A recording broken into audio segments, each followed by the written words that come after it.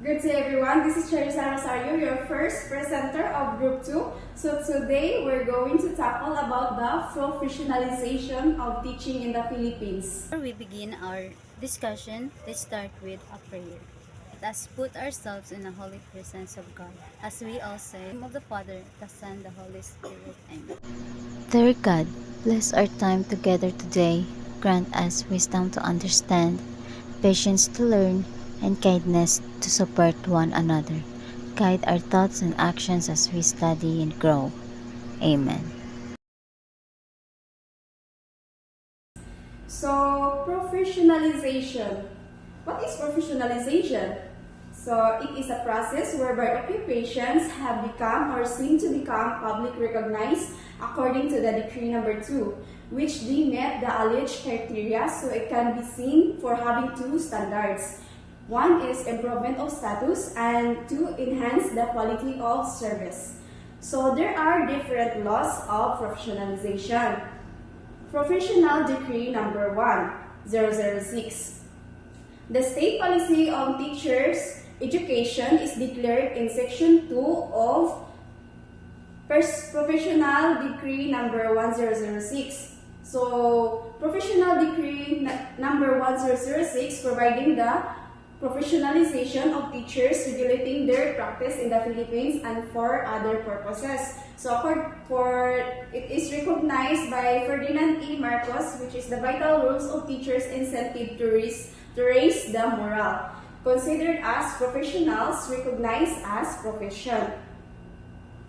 So, definition of teaching and teacher. First, we're going to have the teaching. So, what is teaching? So, teaching, this is a profession primarily concerned with the classroom instruction in the elementary and secondary education, curriculum, and national board education, part-time or full-time basis in the public or private institution. So, definition of teachers. What is teachers? So, we all know what is teachers. So, teachers refer to all persons engaging in teaching in the elementary and secondary level, where there are full-time and part-time basis, including guidance counselor, librarians, industrial arts, or vocational teachers and supervisory or administrative function, or qualified to practice teaching. So, there is written examination. Not clearly enumerated National Board for Teachers, Co-Chairman, Secretary of Education and Culture, Chairman, Civil Service Commission. So the members, Commissioner, Professional Regulation Commission, 2 members representing the private sector to be appointed by the President. So, powers and duties. National Board for Teachers, appoint a set of examiners. Determine and prepare content examination, elementary and secondary, at least once a year. So, for powers and duties, National Board for Teachers determine and fix places and dates of examination. Appoint supervisors and room examiners. Employees of government daily allowance fixed by the board. Use the buildings, facilities of public and private schools. Approve application to take, approve the release of the results. So, powers and duties, look for time to time into conditions. So, National Board for Teachers, this is affecting the practice, deemed proper maintenance and professional standards ethics. So, covered gapon sa National Board for Teachers, ang issue, suspend, revoke, replace, and reissue professional teachers certificate administers oaths. And also the official and employees' effective performance, function, and responsibilities prescribe their duties, fix their compensation. So, covered gapon ani ang other fees deemed proper. So, ari na ta sa qualification requirements for examination applicants. So, ang qualification niya or requirements niya para ka maka-take all board exam. So, applicant must be a citizen of Philippines with good moral character, free from any physical or mental defect. So, dapat physically fit yun ta before ka mag-take sa exam. So, possesses the following minimum educational qualifications: kindergarten and elementary grades, bachelor's degree in elementary education. Secondary schools, mao ni sila ang bachelor's degree in education or its equivalent with major and minor, or a bachelor's degree in art or science, at least 18 units. Sa secondary vocational and 2-year technical, bachelor's degree in the field of specialization with at least 18 units in professional education. So, ratings in the examination. Pass the examination, then at least 70% in all subjects. Obtain general average, no rating below 50% in any subject para ka makapasal sa board. So, report of the results of examination. So, report of the ratings obtained within 150 days after the last day of examination unless extended. So, within 150 days, makita na nato ang results sa board exams. So, issuance of certificates. So, muna kinsa man to ang tagaan o kanang certificates. So, katotong nakapasar sa examination, considered as having passed the board examinations, Civil Service Commission, and Department of Education and Culture. So, issue an entirely certificate upon registration, certificates of rating as certificate of eligibility, payment of the corresponding fees. So, penal provision. So, ang penal provision, mao ni sila ang person who shall practice the teaching, or any person presenting as his or her own certificate of another. Admissions to an examination. Without a valid professional teacher certificate, giving false or forged evidence, assuming himself as registered professional teachers.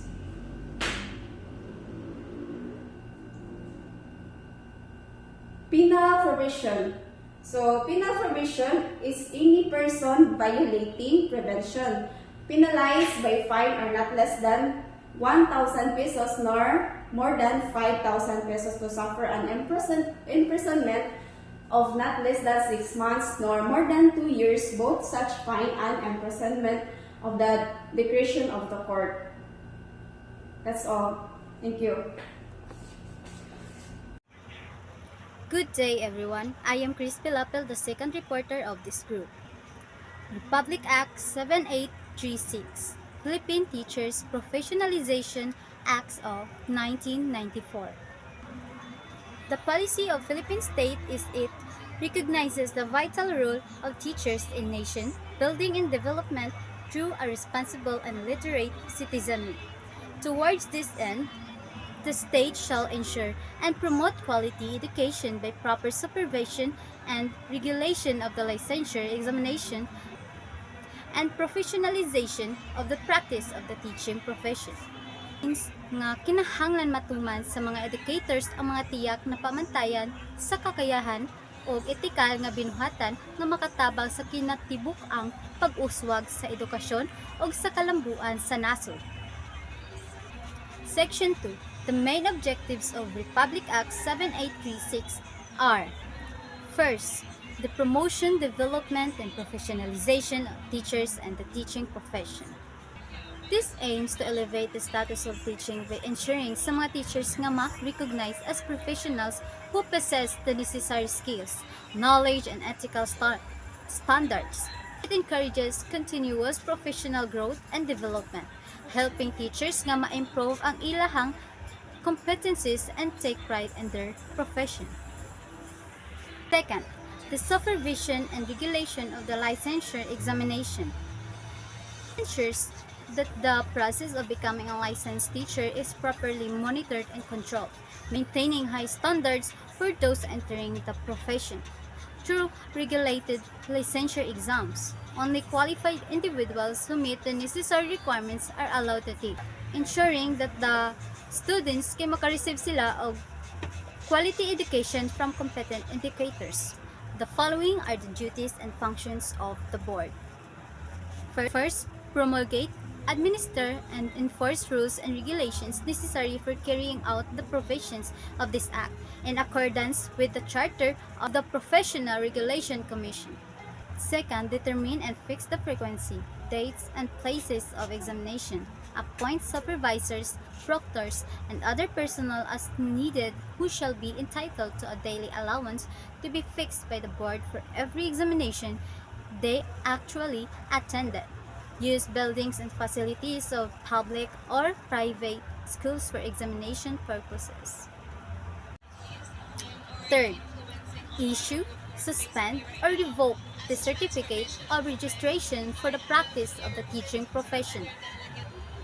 When an individual passes the licensure examination for teachers or LET, the PRC issues the PRC issues a certificate of registration, officially allowing them to work as a teacher. However, the PRC also has the power to suspend this certificate if a teacher violates or professional or ethical standards such as misconduct or neglect of duties. In more serious cases, the PRC can revoke the certificate permanently, barring the individual from ever practicing teaching again, so that this profession maintains high standards of competence and ethical behavior, helping protect the quality of education and public trust in teachers. Fourth, prescribe and collect examination and other fees as it may deem proper. Prescribe and or adopt a code of ethical and professional standards for the practice of teaching profession. Such ethical standards, rules, and regulations to take effect 60 days after its publication in the official gazette or in any newspaper of general circulation. Administer oath in connection with the administration of this act. To administer oath in connection with the administration of this act means that certain individual, often government official or designated person, are given the legal authority to require someone to swear an oath, typically as part of legal or administration processes related to a specific law or act. For example, if the act in question involved the investigation or claims or the submission of certain legal documents, official may administer an oath to ensure that those involved are swearing to the truthfulness of their statement on submission. Supervise and regulate the registration, licensure, and practice of personnel in the Philippines. In the Philippines, the supervision and regulation of the registration, licensure, and practice of professional teacher are primarily handled by the Professional Regulation Commission or PRC and the Board of Professional Teacher or BPT under Republic Act Number 7836, also known as the Philippine Teacher Professionalization Act of 1994. This law ensured that the teaching profession is properly regulated to maintain high standard in education. Adopt an official seal of the board. Adopting an official seal for a board or organization involved creating a unique emblem or insignia that represent the authority, identity, and legitimacy of the entity. The seal is typically used to authenticate documents, signify approval, and provide official recognition of decision or communication from the board. Look into conditions affecting the practice of the teaching profession and whenever necessary, adopt such measures as may be deemed proper for the enhancement and maintenance of high professional and ethical standard of the profession. This involves investigating the status of the profession and implementing steps to maintain high standards. Ensure that all educational institutions offering elementary and secondary education comply with the essential requirements for curricula, faculty, and facilities for the elementary education levels. These statements emphasize the responsibility of regulatory bodies like educational departments or board to ensure that all schools offering elementary and secondary education meet certain essential standards. Investigate such violation of RA 7836, the rules in the Code of Ethical Professional Standard for Professional Teacher, and to issue subpamina and subpamina de causticum to ensure the appearance of witness and production of document. This process is essential for maintaining the high ethical standard in individuals. It ensures accountability and transparency within the profession, providing a mechanism for addressing grievances and upholding the right and responsibility defined in RA 7836. Discharge such other powers, duties, and functions as the board made them necessary for the practice of the teaching profession and upgrading, enhancement, development, and growth of education in the Philippines. Section 6. This statement refers to the authority and responsibility of the governing body or board, such as the Professional Board of Professional Teacher, to carry out additional powers, duty, and function as necessary for the improvement and regulation of the teaching profession and education system in the Philippines. Be a citizen and resident of the Philippines. This condition is often set for rules like members of regulation boards or government official or professional practicing in fields like education to ensure that they are fully integrated into the country's society, culture, and legal framework. It helps maintaining local accountability and ensure they contribute to the national development. Be at least 35 years of age, of proven integrity, and proceed of high moral value in his personal as well as professional conduct, and has not been convicted of any offense involving moral turpitude. Board members must be at 35 years old, have integrity, maintain high moral standard, and have no record of criminal offenses involving moral misconduct. Be a holder of the degree of Bachelor of Arts or Bachelor of Science in Education, and preferably a holder of a Master or Doctorate degree in Education or their equivalent from a university, school, college, academy, or institute, duly constituted, recognized, and or accredited by the Philippines government. Educational qualification include a bachelor degree in education and a preference for those with advanced degree, master, or doctorate from accredited institution. Be a professional teacher with a valid certificate of registration and valid professional license, save those members who shall compose the first board professional teacher. Board member must be licensed professional teacher except for those composing the first professional teachers board. Has been a professional teacher in the active practice of the teaching profession for at least 10 years in the elementary and secondary levels. Experience-wise, board members must have at least 10 years of active teaching experience at the elementary or secondary level. Not be an official or member of the faculty or non-have pecuniary interest in any university, college, school, or institution conferring a bachelor degree in education or its equivalent for at least 3 years prior to his appointment, and neither connected with a review center or with any group or association where review classes.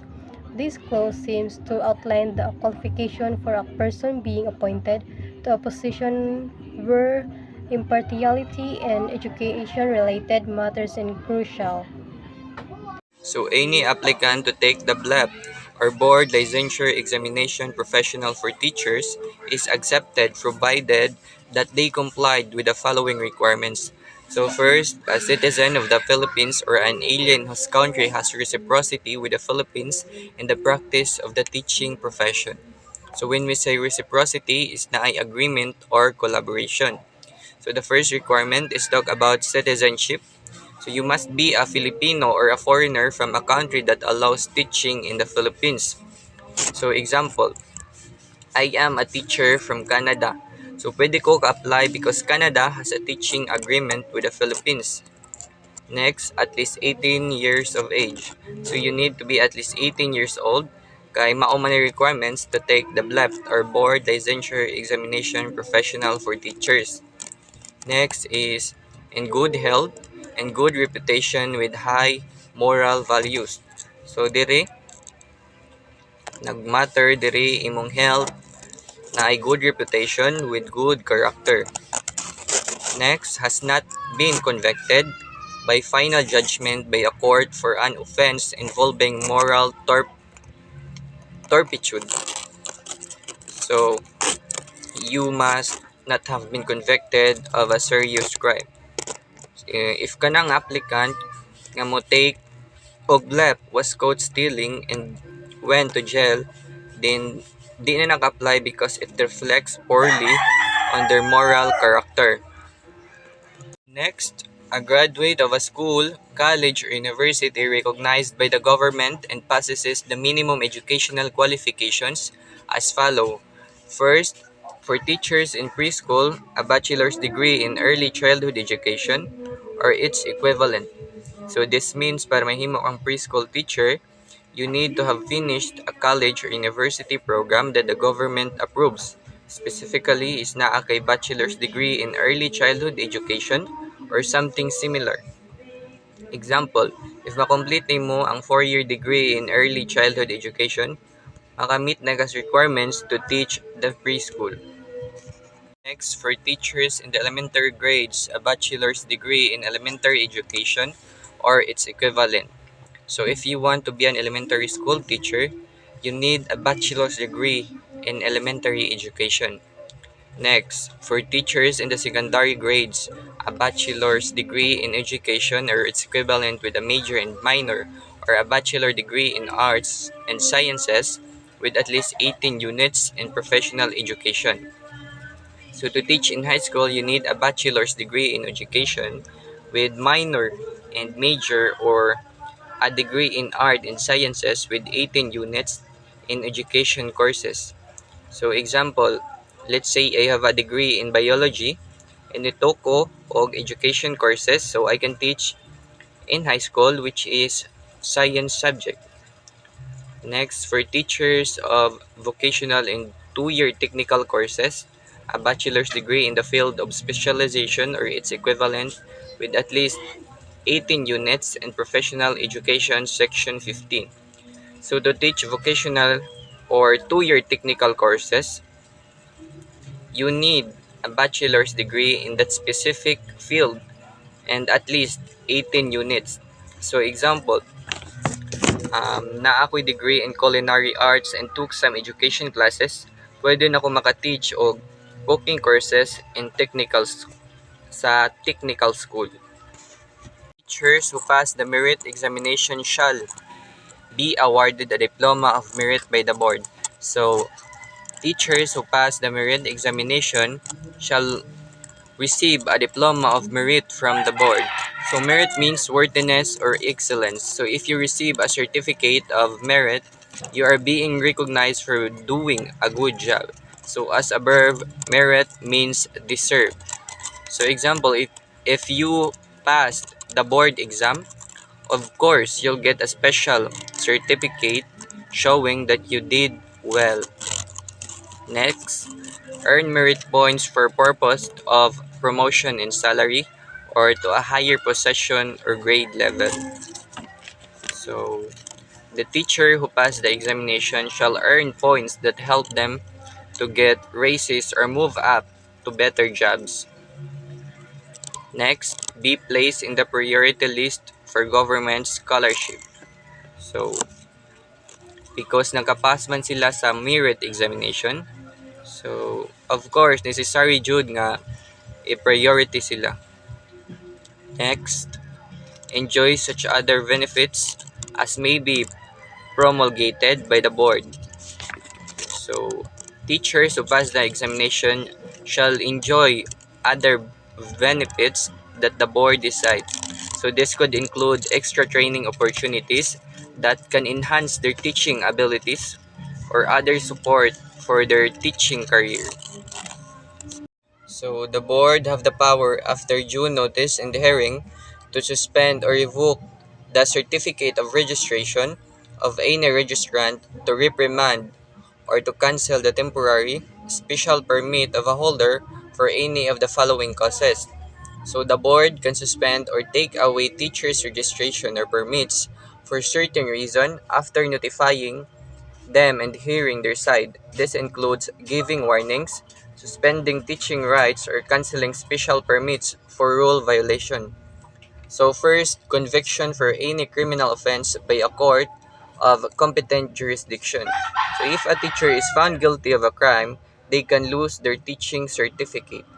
Second, immoral, unprofessional, or dishonorable conduct. So this phrase is talking about unprofessional conduct. So if a teacher acts inappropriately or dishonestly, they can receive warning or worse. Next, declaration by a court of competent jurisdiction for being mentally unsound or insane. So this phrase is talking about mental health issues. So if a court declares a teacher is mentally unfit, they can lose their teaching rights. So example is a teacher diagnosed with severe mental illness may have their permit cancelled. Next, malpractice, gross incompetence, gross negligence, or serious ignorance of the practice of the teaching profession. So, the teacher showing serious lack of skills or care in their job can face consequences. Example, a teacher who consistently fails to teach basic subjects properly might be suspended. The use or perpetration of any fraud or deceit in obtaining a certificate of registration, professional license, or special temporary permit. So if someone lies to get teaching license, they can lose it. Example, a person who forged documents to get certified will face cancellation of their permit. Next, chronic inebriety or habitual use of drugs. So this phrase is talking about substance abuse.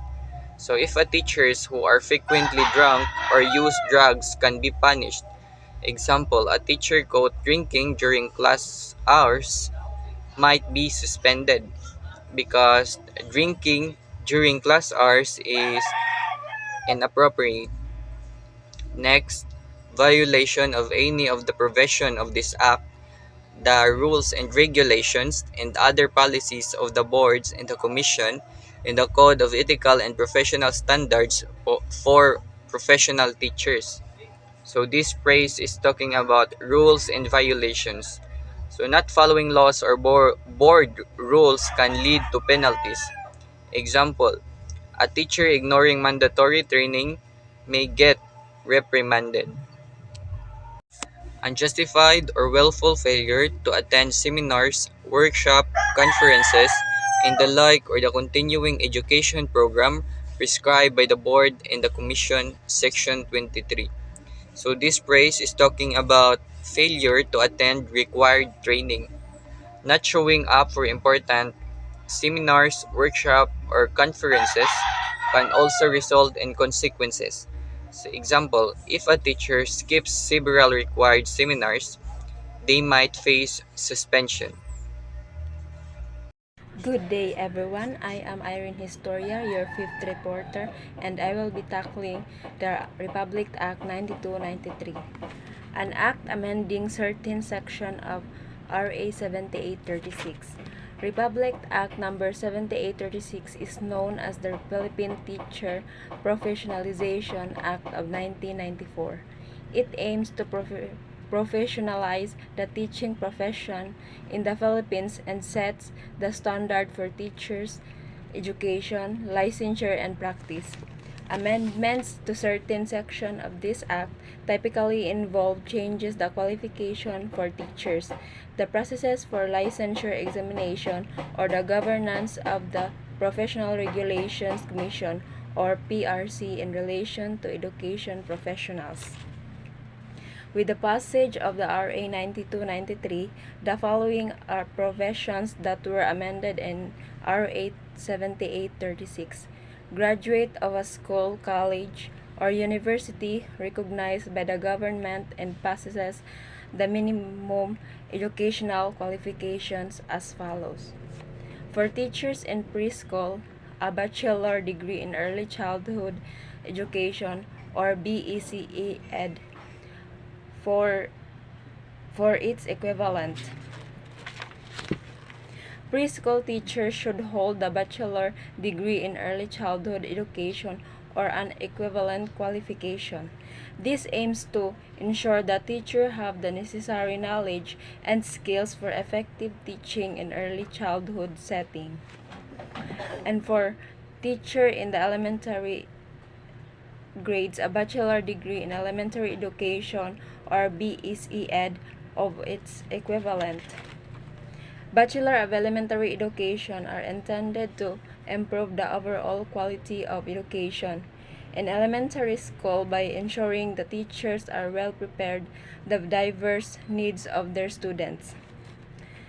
And for number 3, for teachers in the secondary grades, a bachelor degree and education or its equivalent with a major and minor, or a bachelor degree in arts and sciences with at least 18 unit and professional education. For teachers in vocational and 2 years technical courses, a bachelor degree in the field of specialization or its equivalent with at least 18 units and professional education.